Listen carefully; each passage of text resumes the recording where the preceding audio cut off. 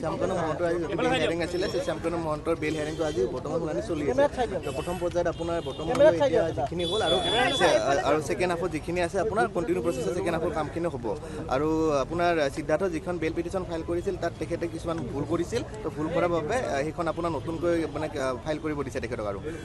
আৰু আজি আন এগৰাকী অভিযুক্তক আমি দেখিবলৈ পাইছোঁ প্ৰাণ বৰা এই শ্যামকানুৰ হৈ পেলাই তেওঁ আজি ওকালতি কৰিছে গতিকে তেওঁ প্ৰাণ বৰা পৰিয়ালৰ লোকে নিয়োগ কৰিছে নে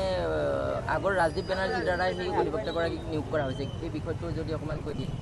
সাধাৰণতে যেতিয়া এজন এডভকেট আপোনাৰ নিয়োগ কৰে তেতিয়া আমি ভাবোঁ যে তেখেতৰ পৰিয়ালে কৰিছে কাৰণ আজি তেখেতে বেইল হেয়াৰিং যোনটো আছিলে আপোনাৰ শ্যামকানু মহন্ত তেখেত আহিছে প্ৰাণ বৰা ছাৰ আহিছে তো তেখেতে আজি বেইল হেয়াৰিংটো তেখেতে মুখ কৰিছে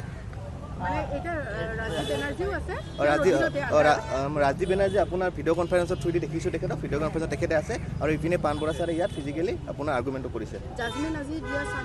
ধৰক ছেকেণ্ড হাফত গোটেই আপোনাৰ হেয়াৰিংটো খতম হ'ব লাগে আৰু তেখেতে অনাৰেবল জাজে আপোনাৰ জাজমেণ্টটো ৰিজাৰ্ভ কৰিব পাৰে